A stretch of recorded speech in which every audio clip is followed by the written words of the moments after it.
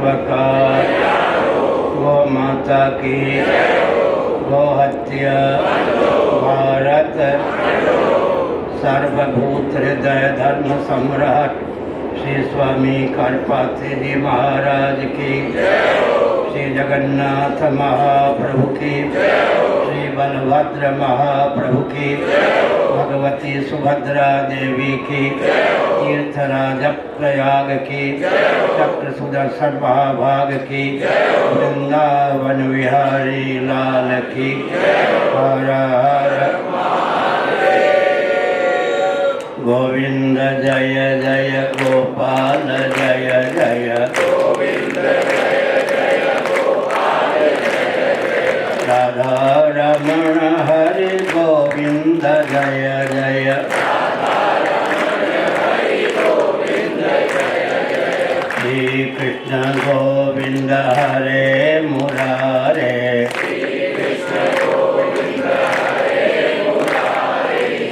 नाथ नारायण वासुदेव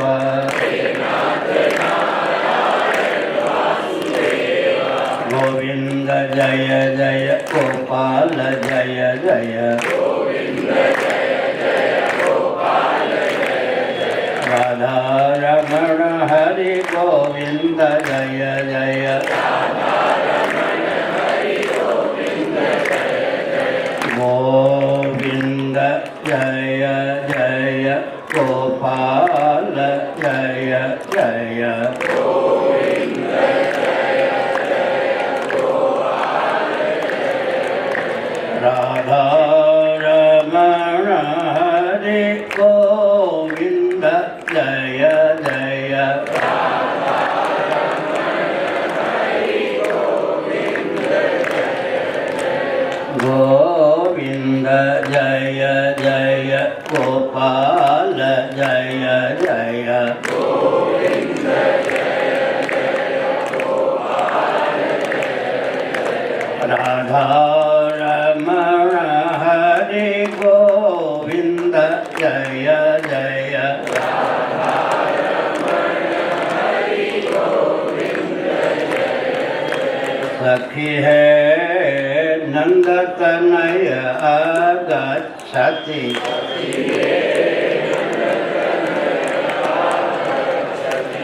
मंदं मंदं मुरलीरणनय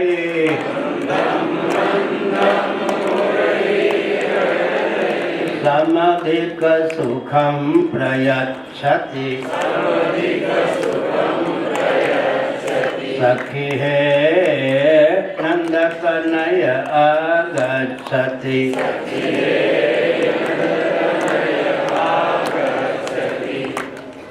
काहे रे वन खोजन जाई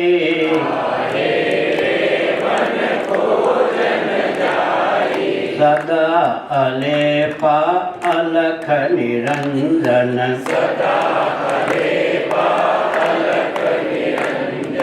तेरे संग समाई गोविया जल विच मरत पियासा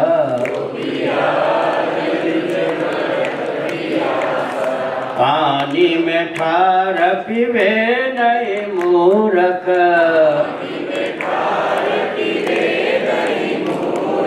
अच्छा जल है खासा आनंद सिंधु मध्य तव वासा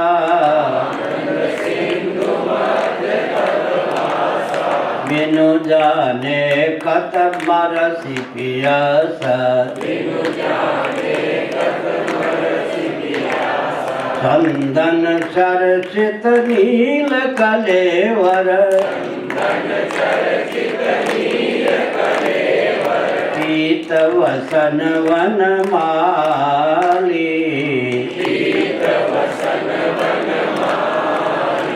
गेली चलन मणि कुंडल मंडित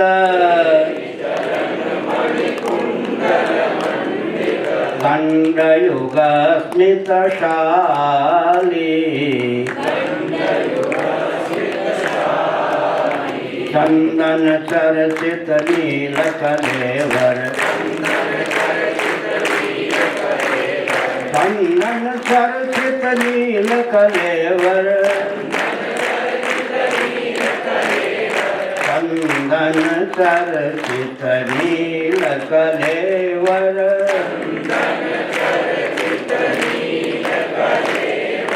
पीत वसन वन माली जय जय,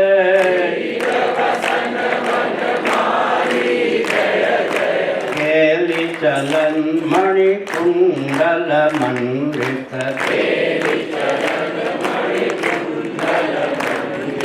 गंड युग स्मित शाली जय जय, कानन भेल विषम सर रे,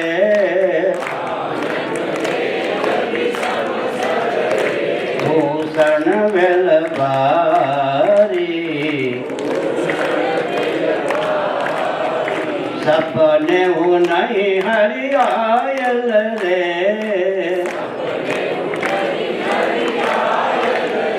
कत गेल मुरारी। मैथिली है, हमारी मातृभाषा है। चंदन चर्चित नील कलेवर, कानन भेल विषम सर रे, भूषण भेल भारी, सपने हो नहीं हरि आयल रे, कत गेल मुरारी। पिया पिया रटत पपिहरा रे, मोहे अति दुख लागा, बुद्धि नहीं का जन अनहित रे, एक जगत स्वभाव, हम हिंदू राष्ट्र बनाएंगे, हम भारत भव्य बनाएंगे, हिंदू सर से मान सर तक, भारत विहद बनाएंगे, स्वस्तिक चिह्नित सूर्य अंकित, केसरिया ध्वज लहराएंगे, हम हिंदू राष्ट्र बनाएंगे, हम भारत भव्य बनाएंगे, हम भारत बृहद बनाएंगे, वंदे मातरम, वंदे मातरम, वंदे मातरम। नारायण। धर्म अध्यात्म राष्ट्र से संबद्ध कोई प्रश्न हो पूछ सकते हैं। नारायण। गुरुदेव भगवान के श्री चरणों में कोट कोट प्रणाम। कहाँ से भविष्यवाणी है? अच्छा। गुरुदेव भगवान, मिथिला के दरभंगा बक्सी टोल में मां मनसा देवी के मंदिर का निर्माण किया गया है एवं आप श्री के द्वारा प्रथम पूजन किया गया है। आज मां मनसा मंदिर में घोर अव्यवस्था है एवं आपसी विवाद के चलते भक्तों का आना भी बहुत कम हो गया है। क्या मंदिर पूरी पीठ के अंतर्गत है या वहां की व्यवस्था को सुचारू रूप से कैसे चलाया जाए और क्या पूरी पीठ से कोई स्थायी प्रतिनिधि वहां की व्यवस्था संभालेंगे ताकि मंदिर का सुचारू संचालन हो सके? ऐसा है कि जन्मभूमि होने के कारण मेरी रुचि तो उसमें नहीं होगी और धन प्राण परिजन तक सीमित कोई व्यक्ति आएगा तो शोषण ही करेगा। इसमें स्वामी जी हैं, निकेश जी, ऋषिकेश जी हैं, ये सब मिलकर व्यवस्था करें। जन्मभूमि होने के कारण मैं विशेष रुचि नहीं ले सकता हूँ और मनसा देवी की कृपा से ही मेरा जीवन उत्कर्ष हुआ है। आगे हिंदू राष्ट्र होना है, बहुत कुछ होना है, उनकी मुझ पर बचपन से कृपा है। आगे जया विजया मनसा विसारा जाना है, हाँ पूछ लीजिए। जया विजया मनसा विसारा ये सब जरत्कार ऋषि की पत्नियां हैं, नागलोक की। आसाम की परंपरा से हमारे पूर्वज भगवती को ले आए थे, वहाँ प्रतिष्ठित किया था। इतना मुझे ध्यान है, ज्ञान है। मेरे जीवन में जो कुछ उत्कर्ष है वहाँ विसारा भगवती हैं, उनकी कृपा से है। सती हैं, दरभंगा नरेश ब्राह्मण होते थे, पत्नी के साथ तीर्थ यात्रा करते करते गांव में आए, उनका शरीर छूट गया, उनकी धर्म पत्नी सती हो गई, सती स्थान भी हुआ है, सरोवर भी है। अब मैं तो उसके लिए कुछ नहीं कर सकता, साथ में मिलकर कर सकते हैं, लेकिन धन मान प्राण परिजन तो सीमित व्यक्ति अब शोषक हो जाता है, पोषक नहीं होता। उदार चित्त वाला ही संस्थान का संचालन कर सकता है। आगे नारायण। परम पूज्य महाराज श्री के श्री चरणों में साष्टांग प्रणिपात। दिल्ली से श्री अंकुर नागपाल जी ने एक प्रश्न पूछा है जिसे मैं श्री चरणों में रख रहा हूँ। पूज्य नागपाल जी जी महाराज। पूज्य गुरुदेव भगवान द्वारा प्रतिदिन उच्चरित श्री राम जय राम मंत्र की महिमा एवं जप कीर्तन आदि के अधिकार या नियम की जिज्ञासा है। बैठिए।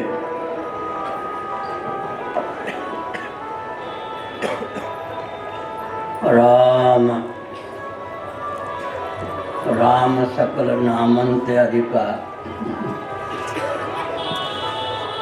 राम में रो आ म 3 अक्षर का सन्निवेश है। राम तापनीयोपनिषद, राम रहस्योपनिषद आदि का अनुशीलन करके तुलसीदास ने लिखा, हे तु कृषाणु भानु हिम कर को। राम नाम में जो रकार है अग्नि का बीज है, बीच में जो आ की मात्रा है सूर्य का बीज है, अंत में म है चंद्रमा का बीज है। अग्नि सोमात्मकम विश्वम, अग्नि सोमात्मकम जगत उपनिषद का कथन है। दीर्घ हो जाता अग्नि और दंत के स्थान पर मूर्धन्य हो जाता है। अग्नि सोमात्मकम विश्वम, अग्नि सोमात्मकम जगत। इसमें सूर्य का उल्लेख तो नहीं हुआ, सन्निकट सूर्य का नाम ही अग्नि हो जाता है। दार्शनिक वैज्ञानिक धरातल पर दूरस्थ अग्नि का नाम ही सूर्य हो जाता है। नाम रूप क्रियात्मक जगत है, आदि भौतिक धरातल पर यह अर्थ होता है।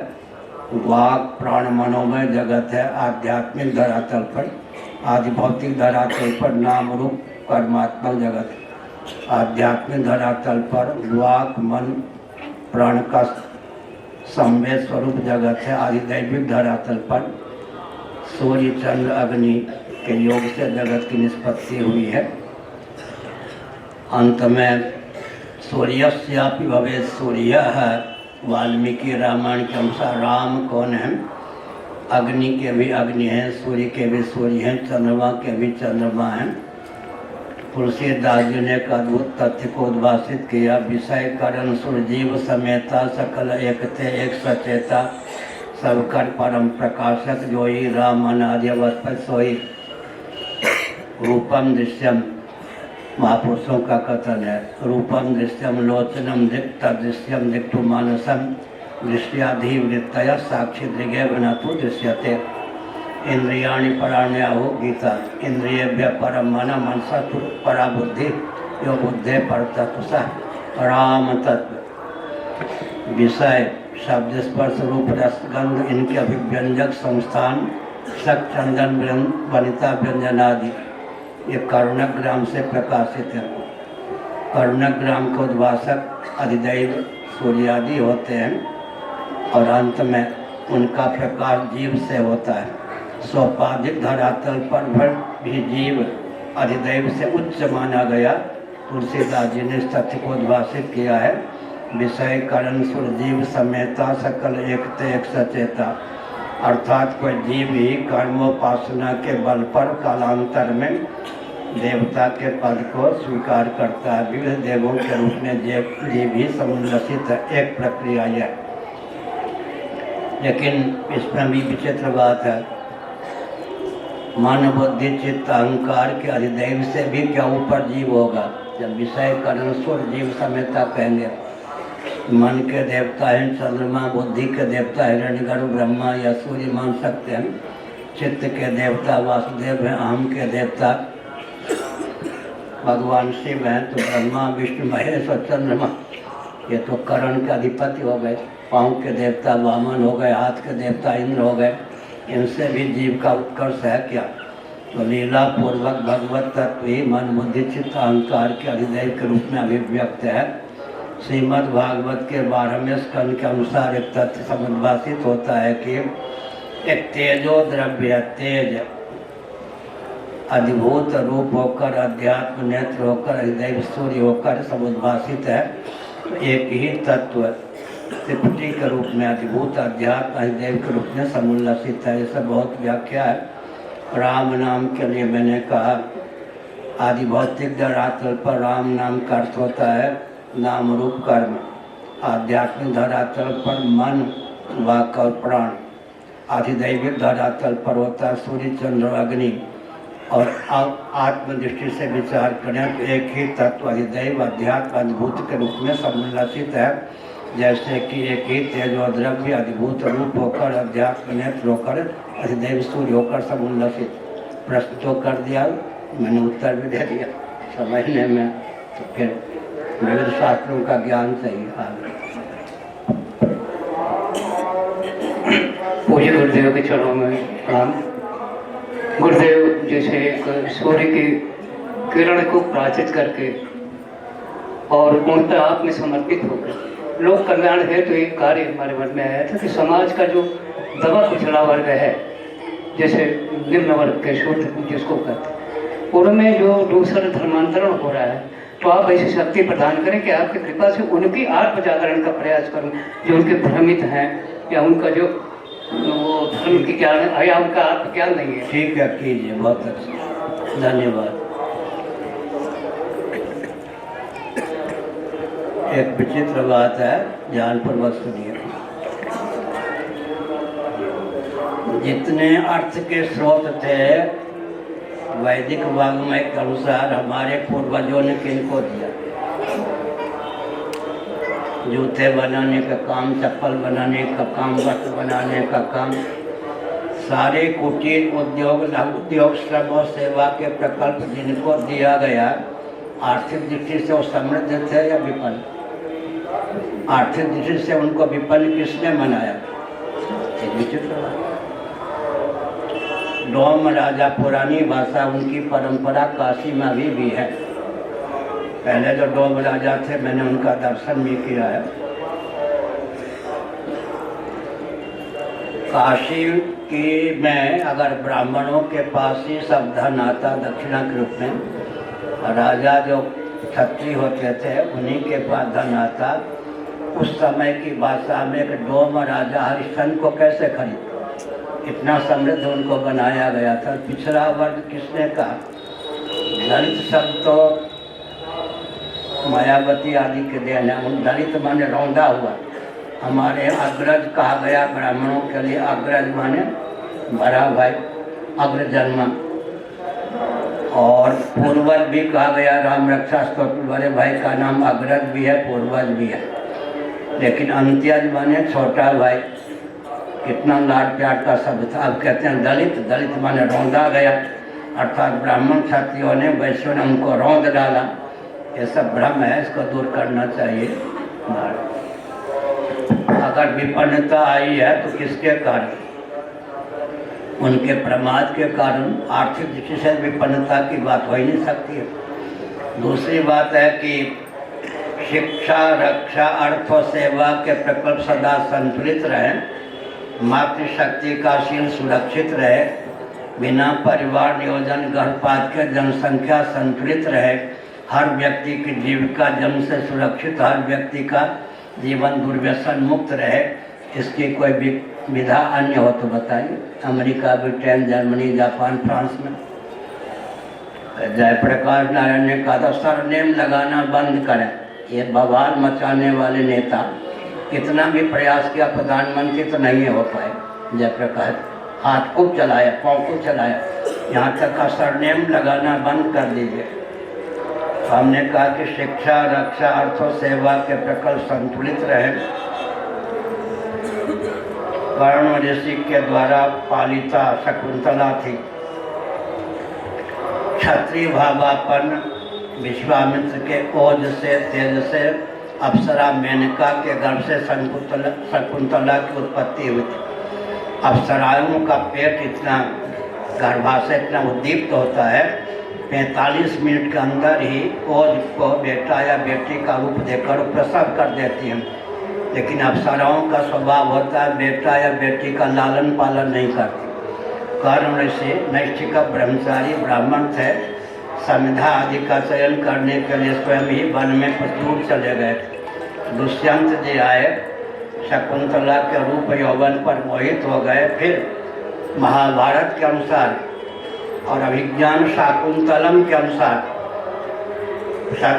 क्या कहा उन्होंने, दुष्यंत ने, अगर ये ब्राह्मण की बेटी होती तो मुझ क्षत्रिय का मन विवाह करने की भावना से पर नहीं चलता, मेरा अंतःकरण प्रमाण। सपने हूँ जही पर नारी न है। इस दृष्टि से सनातन विधा को उनको दलित किसने कह दिया, पिछड़ा हुआ किसने कहा? सब तो बार ब्राह्मण पर ही करते हैं।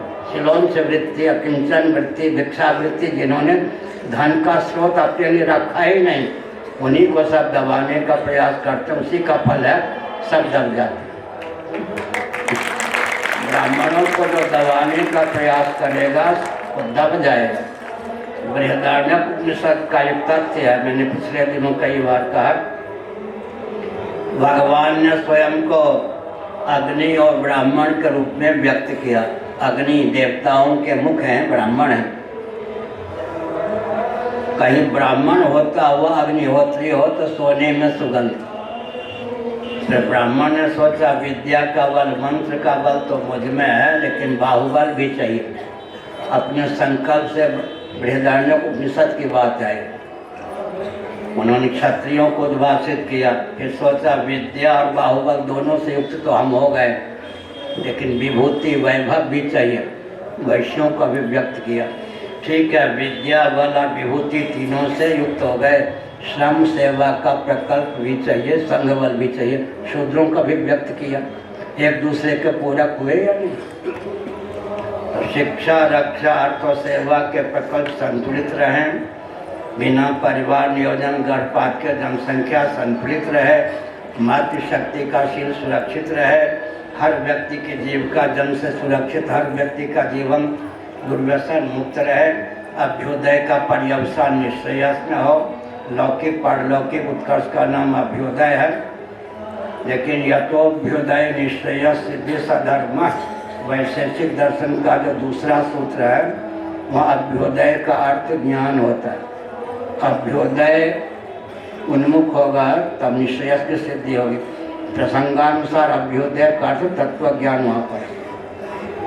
लेकिन प्रकारांतर से लौकिक पारलौकिक उत्कर्ष हो, परमात्मा तत्व की अभिव्यक्ति का मार्ग प्रशस्त हो, उसका नाम अभ्युदय है।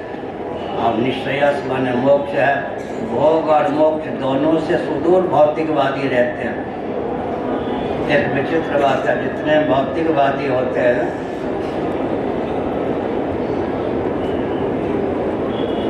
उनको पंचभूतों का ज्ञान भी होता है क्या? जितने भौतिकवादी कहे जाते हैं उनको पंचभूतों का ज्ञान होगा क्या? तस्माद वै तस्माद आत्मना आकाशा संभूता।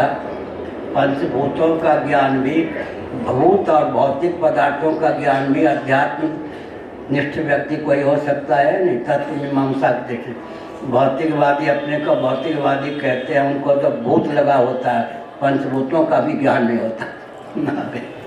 बुरा न मानो, होली है, होली नजदीक है, वृंदावन में पढ़ेंगे। जय जगन्नाथ। जय श्री जगन्नाथ। महाराज जी की पादों पद्मों में कोटि कोटि प्रणाम। मैं बालेश्वर उड़ीसा से हूँ।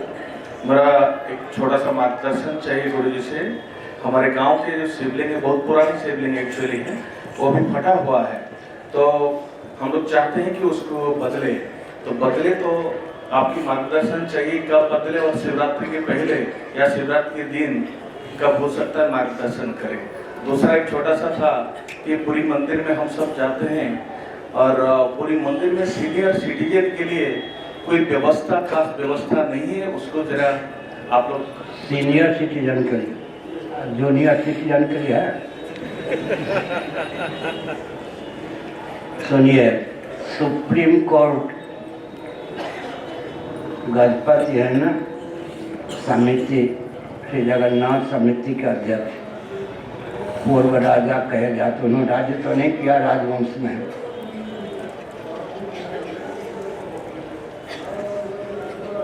वो हमारे पास आकर होते थे, महाराज मंदिर की बहुत अव्यवस्था है, हम सुन लेते थे। उसके बाद उन्होंने कहा supreme court step by step, कदम से कदम, 3 चरणों में निर्णय दे। स्वयं ध्यान रखे, प्रथम चरण में जो निर्णय दिया वो क्रियान्वित हो, द्वितीय चरण में दे, फिर तृतीय चरण में दे। हम मुस्कुरा देते थे। अपरिचित किसी महिला ने केस किया मंदिर की अव्यवस्था को लेकर। उस समय जो सुप्रीम कोर्ट के चीफ जस्टिस थे, उच्चतम न्यायालय के मुख्य न्यायाधीश, मेरा कोई परिचय नहीं था, उन्होंने गुप्त रीति से मेरे पास सूचना भेजी, मंदिर का प्रश्न है, आध्यात्मिक प्रश्न है, फिर जगन्नाथ पुरी का प्रश्न है, जगन्नाथ मंदिर का प्रश्न है, आपका जो मार्गदर्शन होगा वो मेरा निर्णय होगा। गजपत जी,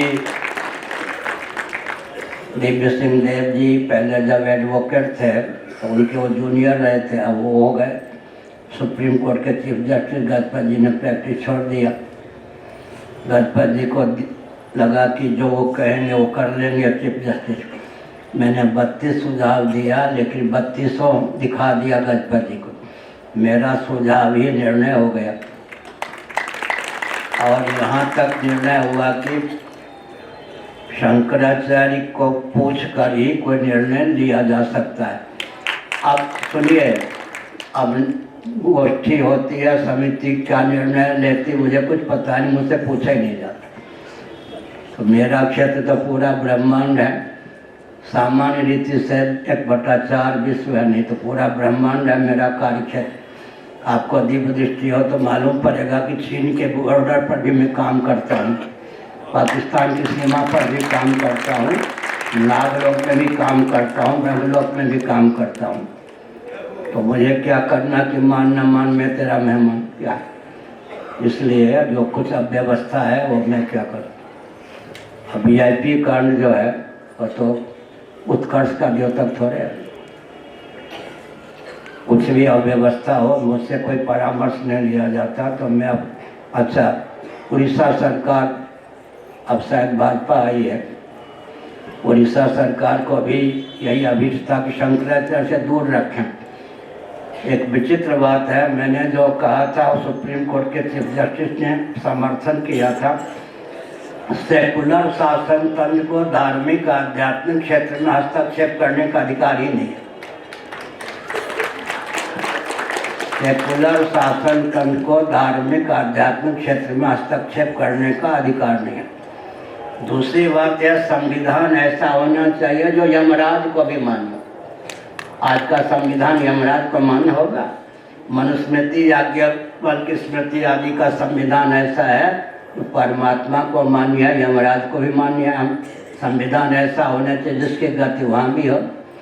हम शास्त्र सम्मत विधा से निर्णय दें, यमराज भी निरस्त करेंगे क्या? हमारी प्रशंसा मत सकिए, पर धर्माचार्य के पद पर हम प्रतिष्ठित हैं। संविधान की दृष्टि से भी सर्वोत्कृष्ट पद है। हम शास्त्र सम्मत विधा से निर्णय दें। हमारी वाणी में, लेखनी में लोभ, भय, कोरी, भावुकता, अविवेक का सन्निवेश न हो तो जो निर्णय दिया जाएगा यमराज को भी मान्य होगा। औरों की तो बात क्या है। और भगवान जी के सीनियर सिटीजन, जूनियर सिटीजन, विचित्र बात है। स्कंद पुराण सूक्त संहिता, अगर विधिवत देवता की प्रतिष्ठा न हो तो अर्चा विग्रह में देवता का तेज ही सन्निहित नहीं होता।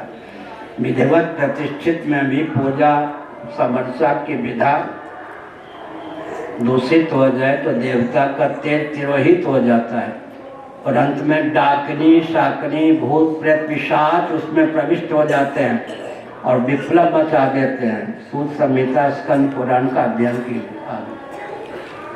ये जो है अब एक विचित्र बात है। पावक जुग सम ब्रह्म विवेको, एक दारुगत देखे एको। शास्त्रार्थ हो कि काष्ठ में, पाषाण में अग्नि है या नहीं। कोई कहे अग्नि है, कोई कहे अग्नि नहीं है, लेकिन घर्षण के द्वारा कोई व्यक्त करके दिखा दे तो मानना पड़ेगा कि अग्नि की विद्यमानता पहले भी थी, क्योंकि अव्यक्त ही व्यक्त का रूप व्यक्त होता है। अव्यक्तादीनि भूतानि व्यक्त मध्यानि भारत, अव्यक्त निहन्नानि एव तत्र का परिदेवना। अव्यक्त की व्यक्त भावापत्ति का नाम ही जन्म है, अव्यक्त की अव्यक्त भावापत्ति का नाम ही नाश है। आजकल के वैज्ञानिक मैटर के nether be created nor destroyed, किसी भी पदार्थ की ऑल ऑफ सडन एकाएक आकस्मिक की उत्पत्ति नहीं होती, न नाश होता है। तो इसका अर्थ क्या हुआ? इसलिए कार्य करने की शैली है देश काल परिस्थिति में सामंजस्य साध कर, दर्शन विज्ञान व्यवहार में सामंजस्य साध कर, लोक मत, राज मत, शास्त्र मत, साधु मत में सामंजस्य साध कर जो काम किया जाता है, कहीं व्यक्ति को मुक्ति खाने की आवश्यकता नहीं होती। हमने कल परसों बताया था, चित्रकूट में भरत जी गए वशिष्ठ जी के नेतृत्व में। भगवान भक्त वत्सल हैं, इस बात को समझकर गुरु के दायित्व का निर्वाह करते हुए वशिष्ठ जी ने कहा राम जी से, भरत विनय सादर सुनिए। उपेक्षा पूर्वक नहीं, आदर पूर्वक भरत जी जो प्रार्थना करने जा रहे हैं, विनय करने जा रहे हैं, सुनिए। आँख मूंद कर भक्त वत्सलता के चपेट में आकर मत मानिएगा, करिए विचार बहोरी। भरत जी ये कहना चाहते थे, भाई भाई तो मैं आपके बदले भाई होने के कारण क्या करूं, वनवास का दिन काटूं, आप अयोध्या में राज्य कीजिए। इसलिए कहा भरत विनय सादर सुनिए, करिए विचार बहोरी। विचार बिंदु क्या है? करिए लोक मत, साधु मत, निपनय निगम निचोरी। भक्त मत हो गया भारत वर्ष, साधु मत, लोक मत, राज मत, शास्त्र मत। इनका आजकल की भाषा में दर्शन विज्ञान व्यवहार देश काल परिस्थिति में सामंजस्य साध कर कोई निर्णय दिया जाए, कहीं भी अपकर्ष का द्योतक या ख्यापक को निर्णय नहीं होता। पहले प्रश्न का उत्तर मैं विस्तार पूर्वक देता हूँ, आगे संक्षेप में। गुरुदेव भगवान के श्री चरण कमल में कोटि कोटि नमन। भगवान वर्तमान संविधान के अंतर्गत, अच्छा वो शर्मा जी हैं क्या? दशों प्रेमनाथ, हाँ। शासन तंत्र के द्वारा पिछले वर्ष टीवी के माध्यम से ये एक समाचार आया था, मध्य प्रदेश में कोई घटना घटी थी उसके बाद कि हमारी जो गुर्जर वर्ण है उसको 2800 से अधिक जातियों में संविधान के अंतर्गत राजनेताओं द्वारा बांटा जा चुका है 70 वर्ष में, और 800 से ज़्यादा जो पिछड़ी जाति है उनको बांटा जा चुका है। और वही राजनेता जो है वो सनातन धर्म, सनातन सिद्धांत और वर्ण व्यवस्था की निंदा करते हैं। मुझे ये लगता है कि समाज जागरूक ना हो जाए और उनके प्रति उनका आक्रोश उत्पन्न ना हो, इसलिए ये सनातन धर्म की निंदा करते हैं राजनेता। रोटी बेटी की मर्यादा तोड़ते हैं, वोट के समय जातिवाद को उठाते हैं। जहाँ मर्यादा का पालन करना चाहिए वहाँ तो तोड़ते हैं, जहाँ जातिवाद के आधार पर वोट नहीं लेना चाहिए वहाँ जातिवाद पनपाते हैं। बिहार में तो चुनाव बिना जातिवाद के हो ही नहीं सकता। दूसरी बात है, जाति धर्मा कुल धर्मा च शाश्वता कुल धर्मा सनातना। गीता पहला अध्याय। अर्जुन का वचन है लेकिन सिद्धांत है, इसका निराकरण वैदिक वाङ्मय में कहीं नहीं है। लेकिन पूर्व पक्ष क्यों संभावित युद्ध के चपेट में आकर कहीं सनातन जाति धर्म कुल धर्म में विकृति तो नहीं आ जाएगी, इतने अंशों पूर्व पक्ष है। वचन सिद्धांत का ही है। जाति धर्मा कुल धर्मा च शाश्वता है कुल धर्मा सनातना।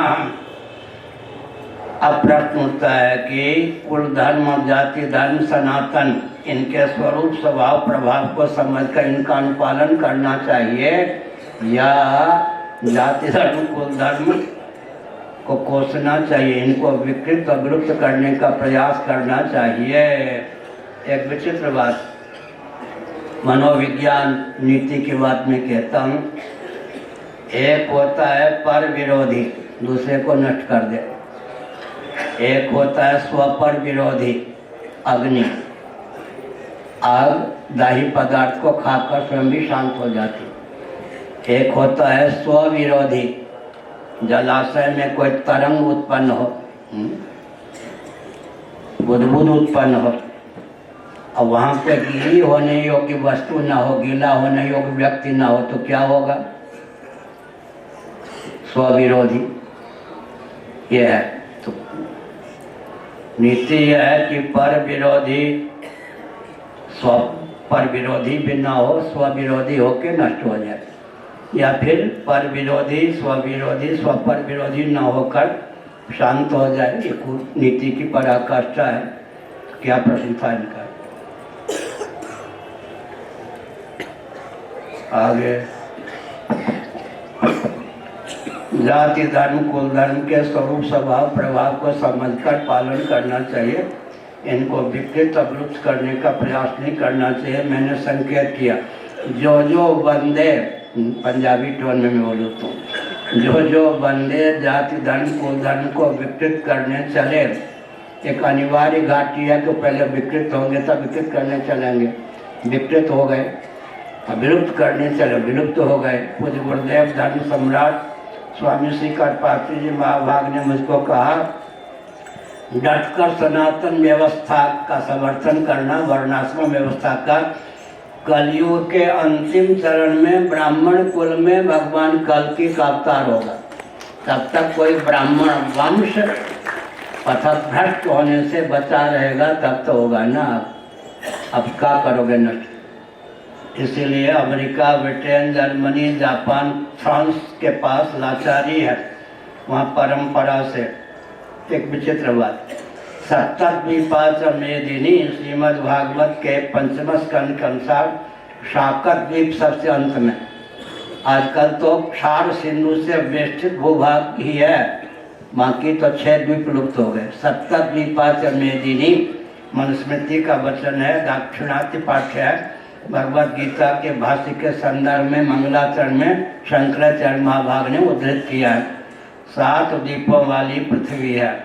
अब एक विचित्र बात है, जो भारत में मध्य प्रदेश आदि में शाकत द्वीपी ब्राह्मण रहते हैं, उनके पूर्वज कभी न कभी शाकत द्वीप से आए होंगे या नहीं? वहाँ भी वर्णाश्रम व्यवस्था होगी या नहीं? तब तो शाकत द्वीपी कहते हैं ना। इससे क्या सिद्ध होता है? आगे गुरुदेव आपके चरणों में कोटि कोटि नमन। कितने कहाँ? हाँ ठीक है, देख लिया। महाराज मुझे क्षमा कीजिएगा, मैं अज्ञानी हूँ। मेरा जन्म क्षत्रिय कुल में हुआ, मेरे पास कोई गुरु नहीं है। बचपन से पिताजी को शिव की पूजा करते देखा है, वहीं से संस्कार मिला। अब करीब 30 वर्ष से ज्यादा हो गए गणपति महाराज की, माँ पार्वती की, शिव जी की पूजा करता हूँ। कई गुरुओं को सुना कि आप सबको मत पकड़िए, एक को पकड़िए। जैसे ही गणपति महाराज की पूजा करता हूँ मन में उनमें लगता है, माँ पार्वती की पूजा करता हूँ मन में उनमें लगता है, शिव की पूजा करता हूँ मन उनमें लग जाता है। तो एक अज्ञानी के लिए जिनके पास गुरु ना हो, वो ये कैसे डिसाइड करे कि किन की पूजा करनी चाहिए? उत्तर देने वाले तो गुरु हो ही जाएंगे, तो उसी प्रेम नल से बैठो। उत्तर देने वाले गुरु हो ही जाएंगे, आप मानो या ना मानो। आप जैसे चतुरों के लिए बहुत विकट है स्थिति। विद्या और कला में पुत्र या शिष्य ही अधिकृत होते हैं। मैं पूछता हूँ कौन मेरे शिष्य में कोई नहीं थी, मैं पूछता हूँ क्या? मेरे जीवन में संकीर्णता तो नहीं है, तो शास्त्र की मर्यादा है। विद्या और कला में पुत्र या शिष्य ही अधिकृत होते हैं। उपनिषद के अनुसार बोल रहा हूँ। एक क्षेत्र में क्षत्रियों में प्राण विद्या रह गई थी, उस क्षेत्र के ब्राह्मणों में प्राण विद्या नहीं थी, लुप्त हो गई। वहाँ के ब्राह्मणों ने सोचा कि जब तक प्राण विद्या हमारे पास नहीं है तब तक हम दुर्बल सिद्ध होंगे। अब पुत्र या शिष्य ही तो विद्या और कला में अधिकृत है। एक क्षत्रिय के पास, राजा के पास वो प्राण विद्या है, तो मुझे तो संध्या लेकर, पत्र पुष्प लेकर जाना चाहिए शिष्य भाव से, तब विद्या की प्राप्ति होगी। ब्राह्मण गए, क्षत्रिय ने अपनी मर्यादा का पालन किया। ठीक है, आपने हृदय से कह दिया, सद्भाव पूर्वक गुरु, काम बन गया। और मैं आपको शिष्य बनाए बिना, मैं क्षत्रिय हूँ, यह विद्या दान में देता हूँ। दोनों ने अपनी मर्यादा का पालन किया। ब्राह्मण संध्या लेकर गए, गुरु कह दिया भावना पूर्वक। क्षत्रिय ने कहा इतना ही पर्याप्त है, आप ब्राह्मण हैं, हमारे लिए पूज्य हैं, इसलिए मैं शिष्य बनाए बिना दान में यह विद्या देता हूँ। दोनों ने अपनी मर्यादा का पालन किया। हो गया।